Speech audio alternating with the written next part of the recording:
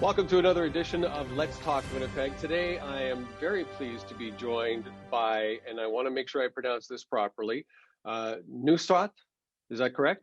Yep. Nusraat Masood. Masood, yeah. Masood. Oh, Yeah. and you just told me. My apologies. I'm so sorry. No problem. Masood, Yeah. and you are with the University of Manitoba in the Sciences department, and we're here today to talk about International Day of Women in Science, and of course International Day of Women in general. So thank you so much for taking time, because I know you're busy, and I know it's a very difficult time because things are a different world right now in the post-secondary education world. So I do appreciate this time. Maybe you could tell us a little bit about yourself. So I hold a computer engineering degree and a master's degree from the Price Faculty of Engineering. I'm the director of WISE Kinetic Energy, which is an outreach program trying to get all youth interested in STEM fields, but particularly underrepresented youth. So girls or youth that identify as girls, Indigenous youth, youth facing socioeconomic challenges.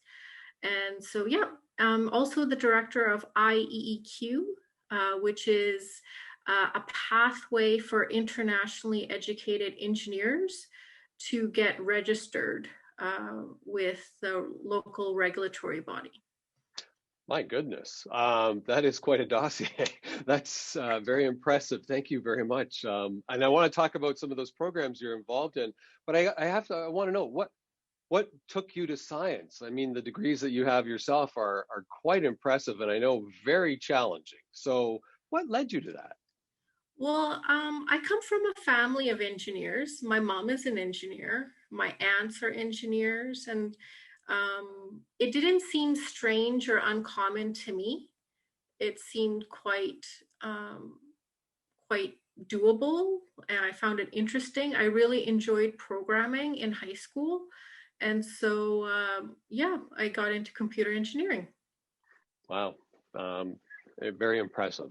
So you had talked about you're working with young women and younger ladies to get into the field of sciences, and especially from more diverse groups. Tell me a little bit more about that and the work involved with that. Well, I think for a long time, science and technical fields was considered male. And I think that that's a lot to do with how we positioned and how we communicated what we do for our line of work. I mean, oftentimes we were too focused on like the cool toys, but not how those toys benefited society. And I think that, that's what is developing more and coming across more is how, scientists, technology, those who do math, like all of their efforts benefit society. And I think that that messaging is coming out stronger now, and hopefully will help more girls to consider science fields. I mean, Winnipeg Free Press a few years ago posted a article where they showed data that says that girls are outperforming boys in all fields all across our education system, including sciences. The only issue, the bottleneck that we have is not that many girls are choosing to take sciences, specifically physics. So if we can find ways to increase belonging, increase, motivation, I think we'll find more and more young people, including girls or youth that identify as girls, consider fields in STEM. So STEM is science, technology, engineering, and math. Yeah. Thank you. I was going to ask for clarification on that. Yeah. What do you think are some of the reservations of girls? Because and my daughter will tell you the same thing, that they do lead over boys because that's how they are. But they've done very well in university themselves. and they're very successful. I'm extremely proud of them for what they've accomplished. But I think even they had some reservations when they first were, picking the field that they wanted to go to in university. So, what are some of those reservations that you think enter the mind of young women? Well, I think that all youth are very, social, you know. And so if they have a bunch of friends that are taking certain courses, they want to be with their friends. And that makes a Mm. lot of sense. Do you want to be like one of three girls in, your computer science class in high school? Or do you want to be, with the other girls in another class, it's about putting yourself out there, being uncomfortable sometimes, being, one of few in classrooms. And, some parents are great with that. They even encourage their girls and challenge their girls. And I think some other parents and guardians are a bit more cautious, and they just want to make sure that the careers that their daughters, nieces, granddaughters, are choosing for themselves is something that they find long-time success in. So I understand the concerns. I do. I really do. So, what would you suggest? I mean, obviously, you're involved. You're deep inside of this. What would you suggest to a parent um, that is trying to encourage a young girl to get involved in engineering, for example, computer sciences, into programming? Really, this is becoming more and more necessary in our society, in our world. We're having more and more programming. In Winnipeg alone, we have lots of programming jobs. Right. So, so the outreach program I worked for, Wise Connect Energy, we have a lot of like interesting programs. Like we just had a really big event this past weekend with over 200 registrants, and it was called Go Code Girl.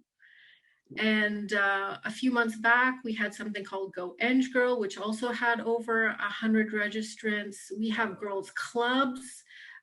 We have over 120 girls registered in English and in French that meet weekly. I think it's about creating community, right?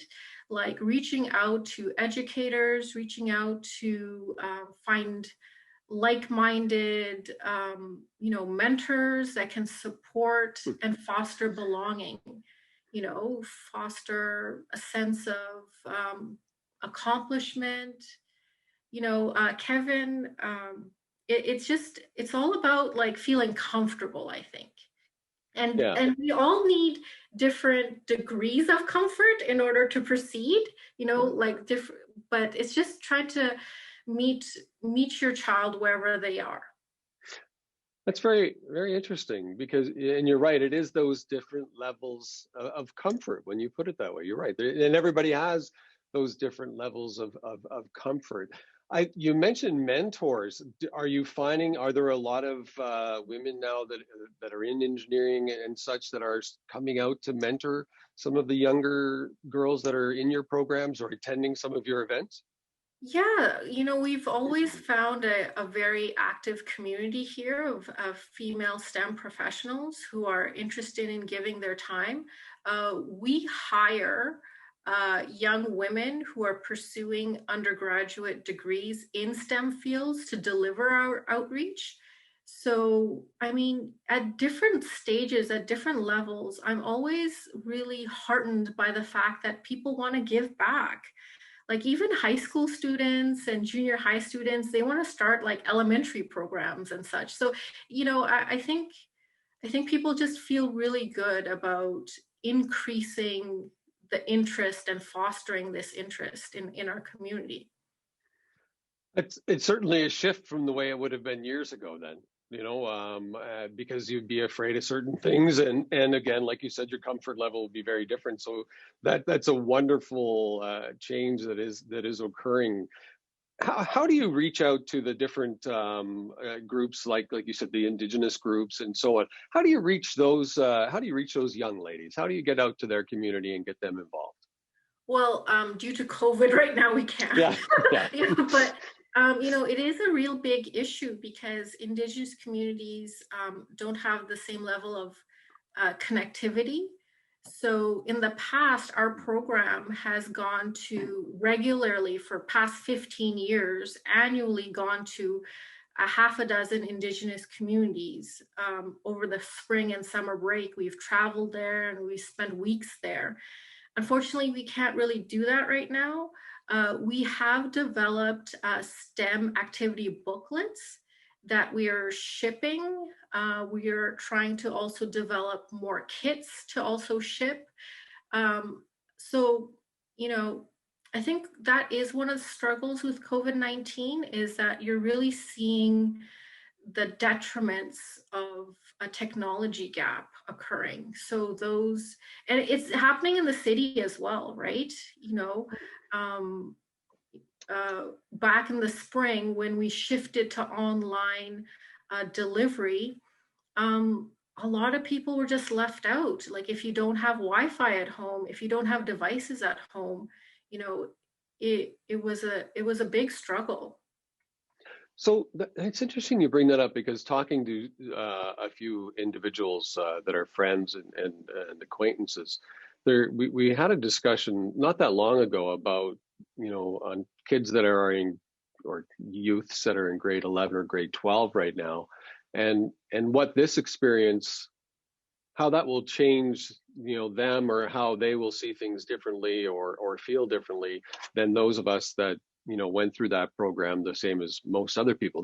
They're really seeing it from a whole different perspective and view. That you're right, some of them won't be able to access a lot of the information that they want, and they may feel that they're behind the eight ball, if you will, already. Yeah, and we all learn differently, right? I think some youth are actually, doing well. I'm not like because they are very in tune with self-learning and they're very self-determined. Um, but I think some youth are definitely struggling, at this time. I think it gets back to your very accurate point where individuals have different comfort levels. They also have different learning levels. We're all individuals. We have Yeah. different ways of dealing with things. Can I ask you, because your mother was an engineer, you said, your Yeah. family's obviously got an engineering background. Have you ever had to come across or overcome hurdles, or did your mom, like, did you ever talk to her about hurdles that she may have had to overcome when she got into the field? Well, my sister's an engineer too. Oh my So yeah, gosh. yeah, yeah, yeah. Well, we've uh, we've all, I think, my mom always like encouraged me. So when I like she in high school like helped me fill out those bubble sheets about like, which Oh, course to get into and stuff. And she sometimes would ask me like, how many girls are in your class? And I would say like a small number. And she's just like, okay, keep going. You're in the right place. That don't let that kind of make you feel uncomfortable. You're capable and you can do this. So don't let that oh. hold you back. Yeah. So it's that the constant reinforcement that you're doing the right thing and that you can do this. That's sounds like that. I mean, that's necessary in life anyways, but it may be real truly necessary as you're walking into a really, challenging field, but something that you could excel at. Yeah, because I remember in my computer science class in high school, and I went to Shaftesbury, which is in your Yeah. in your Ward. district, right? Yeah. Yeah. Yeah. Um, and I was one of two, or maybe one of three girls in that computer science class. And the class had about like maybe 20 or 15, if I remember correctly. Um, but I just remember like really enjoying the content. Like I like being challenged. I don't know why. Maybe it's OCD or something. I don't know. I just like how like the programming looked aesthetically, like how you organized it. I liked the creativity of like picturing the data move and how do I get it to move the way I want it to. I just found it really interesting. So That's interesting because I would think today, and you would know, is there a difference now in in the computer programming classes in high school? Is it more is there more of a balance between those that identify as girls and boys?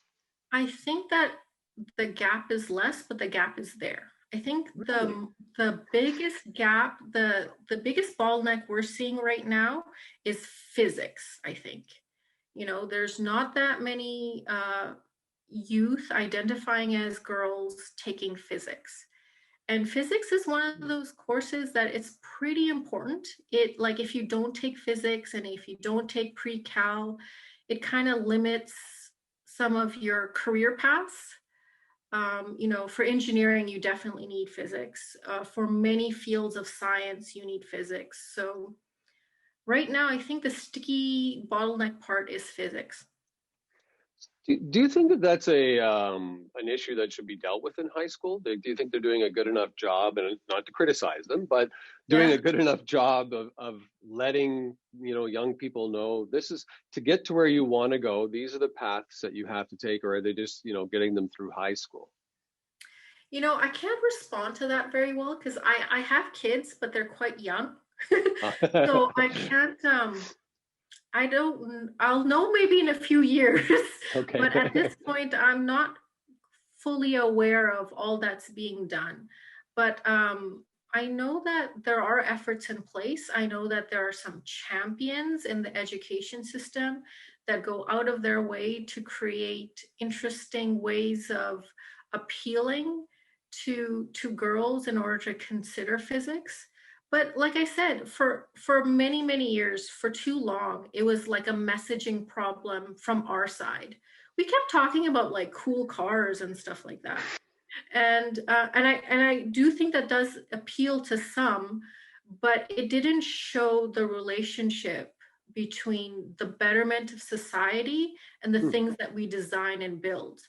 COVID-19 right now, we see like lots of researchers involved in how to create a safe community for us to operate in. And now it's like very aware, okay, science is helping people, right? Right. um, but I think in general we've done a poor job in like helping people understand how infrastructure and clean water and a fast computer is a fast computer, but a fast computer that can solve problems that help people. I think that's a more convincing argument to get more people interested in STEM fields. Interesting, because I would agree that for myself, when you talk about a field that would lend to the betterment of society, it becomes more interesting. You automatically perk up and go, "Oh, well, I could be helpful. I can make a difference, if you will." Yeah. So that's a very interesting analogy. What do you think the future has? Like, if you are a parent and you want to get your kid involved, your child involved in engineering, which I think is really what we need to do more of, obviously, and get them in the right programs. Is there somewhere they can reach out to understand? Because I have, I don't understand engineering at all, and I don't pretend to. Um, and I think if I had a child that wanted to, that expressed, where you could see expressed some, abilities in that area, who could I call to say what classes do I have to get that person involved in to allow them to grow in that field, to expand their knowledge? Is there anywhere a parent could call?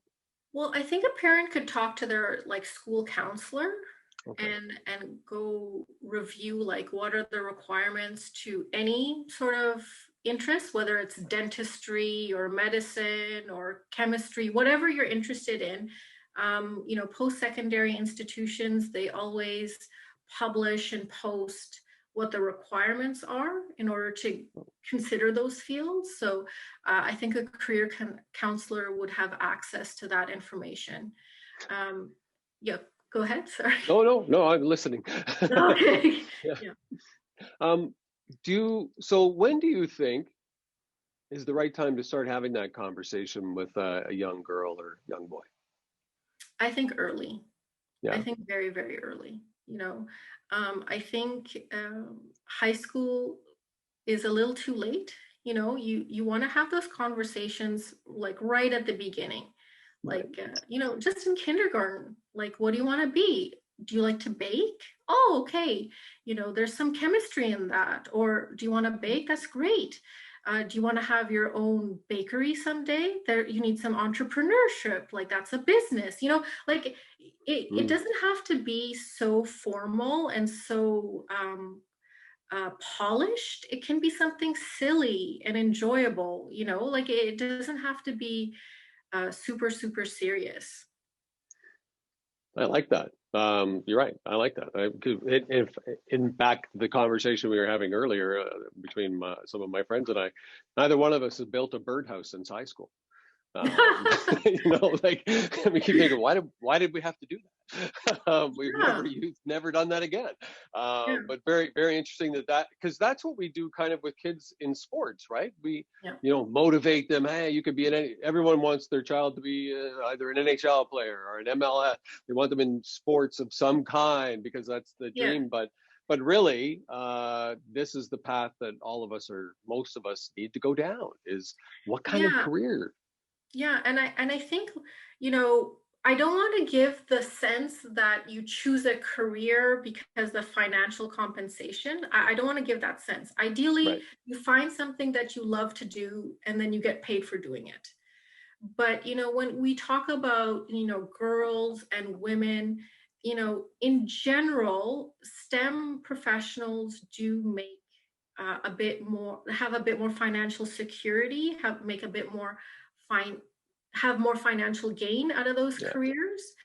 And when we're talking about like the empowerment of women, we need to consider, financial independence. And we need to consider, career paths that will support, individuals financially. And I think that some families get tripped up a little bit about, oh, well, I don't know if my young girl will be comfortable in that class. But it might be worth an argument considering some of the financial possible benefits of just like finding the right supports and challenging your girl so that she has more options.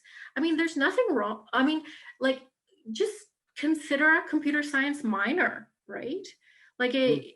it doesn't have to be a major. Consider a chemistry minor on top of what you would have really considered to do. Just broaden it a bit. You might find you really enjoy it, and it might lead to other things, or it might not. Like, it's all about having options and not narrowing our scope in terms of like what things we consider for ourselves. Very good advice, and you're right. If you love something, it's not like a job, and you'll excel at that. And Yeah, and I think sometimes, and I probably was guilty of that as well. You push kids to what you think would be a great career for them, and sometimes it yeah. is, money fueled by how much money they could make or And what money's we, important. yeah, Let's not kid ourselves. Like, you yes, know, you don't need to be uber rich, but you need to have your needs met. Like, you yeah, need food security. You need, a safe home. You know what I mean? Like, yeah. yeah, You need to have that ability to feel you can take care of yourself no matter what. So yeah, I think so you feel that comfort. Going back to what you said earlier, gets back to your comfort level. But yeah, it's if you get them involved, if you find something, I guess as you said earlier, if somebody likes to baking and they could get into understanding the deeper part of the chemistry involved with baking and so on, and that might lead them to a career that is still something they really enjoy and they want to be a part of. Where do you see us in 10 years from now, or where would you like to see it in 10 years from okay. So this is a tricky question. now? I think in 10 years from now, it will really depend on what the work environment is like. In the sense that, I am so amazed by young people. I mean, young people continue to challenge our norms. And so if they permeate into industry and they press for change, hard change, I think you can really see like a lot of barriers being broken down. I think you'll see like a really creative work environments that could happen. But that really depends on industry. I think like from our point of view, we can do what we can to encourage our youth, but it's industry and whether or not they're willing to change and shift and adopt to a changing workforce. It's not just young women and young men uh, want to work differently. You know, like full-time employment is not as appealing as it once was. You know, and I think studies have shown that young people now will have 4 or 5 different careers in the Yeah. future. So unless industry is able to be creative and attract youth to their lines of business by offering them different programs and flexibilities and different ways to be a professional, we might lose a lot of great talent. So I think in 10 Yeah. years, what the world will be like, what the environment will be like, will have to do with how industry shifts. Do you that's excellent. Do you think COVID will help make some industries realize there is a different way now? I think so. I think Yeah. so. Because for years you know, we've been, programmed to think that it's impossible to be productive working from home. You know, sometimes, whether it's taking care of elderly parents or, disabilities that you have, or you have young children, just the flexibility of having like one day you can work from home can make the difference between staying in a career path or dropping off, right? And I think in the past, some industries have just completely poo-pooed that and been like, that's, there's no accountability and how will we know? And all this, you know, very narrow-minded think, right? Mhm. I think COVID-19 for some will show that, there's different ways to work. I think you're right. So this has been fascinating. What would you say to if to a young class of girls, or those that identify as girls? What would you say to them today? Let's say they're 9 years old or 10 years old. What would you say to them today about their potential? I would say that the world is completely open to them. It's completely open to them, but it's up to them to explore and come up with different options. There's nothing wrong with a traditional sort of path that maybe, past generations have taken. There's Mhm. nothing wrong with that. But if you also want to strike a different path, you know, you'll find the support you will in order to explore and be curious and find what you want to do with your life. What's and the mo and no? also you're gonna have so many options. Life expectancy is 80. you know I mean, and that's average, and average people don't take care of themselves. Like, so I mean, you have so much more time now. You don't need to necessarily get married at a certain age if you choose to get married. You don't necessarily have to have kids at a certain age if you choose to have kids. Like, there's different ways to live life now. Mhm. It's not in a box anymore. No. Everything was so regimented before that all of that is disappearing, which I welcome. Interesting. So I had this question about, because you were right on track with that, with what I was thinking, and that they really can do anything they want, and anybody can. I guess what I would ask you is that, what is it that you enjoy most about your job now, when you see first year students coming in and such? What are there moments that you just sit back and go, this is why I do this. This is great. Do you have those moments? Yeah, I do. And I think I'm very privileged the with the ability, with the perspective that I have to work with young people. Young people are so fierce. They are Mm. fierce. like whether it's anti-racism, whether it's social justice, with like so many things that I think older generations like mine would be like, like we can't do this, duck and cover, it's all over, we're going down, humanity's it, find another planet, like just completely like give up. Young Yeah. people will be like, well, screw this, like Yeah. it doesn't have to be this way, Yeah. and this is how it could be, and this is why you should try it, and if you don't try it, then I'm going to go somewhere else where they will try it. They really, really push, whether and we've seen that in our community, right? Like Mm-hmm. issues that we've had, like at the Canadian Museum of Human Rights, issues that we've seen, just in the media recently at Siloam Mission, like it's kind of younger, progressively minded people that are kind of like kind of pushing, saying like, it doesn't have to be this way. How about this way? How about this way? How about this way? And I'm really excited. I'm really excited to see what our community looks like in the future. I can hear that in your voice, and you're right. I always remember thinking that when I had kids and they were 5 or 6, that the only word they knew was why. Yeah. Because you tell them something, it'd be why. Well, you can't do this because of this. Why? You can't, like they just want, like you had to prove it to them. And now I think, as the generations that we see today and stuff, they still have that mindset. Like, no, I'm not just going to take the fact that I can't. Tell me why. Tell me why we can't do it like this. And it's enjoyable to watch. It's fun to watch.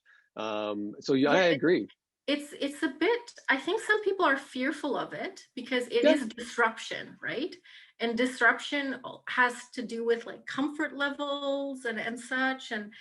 But I think the more ideas we have on the table, the more things that we consider, hopefully the more benefit comes out of it for different parts of our society. Well, I think what the programs that you're involved in will do that for a lot of young girls and those that identify as young girls. I thank you so much for your time today and for what you're doing. This was really fun and a pleasure. I certainly am incredibly impressed with the stuff you're involved in and with what you've accomplished. And what you're doing with young people. So thank you very much. Well, thank you very much, too. Bye.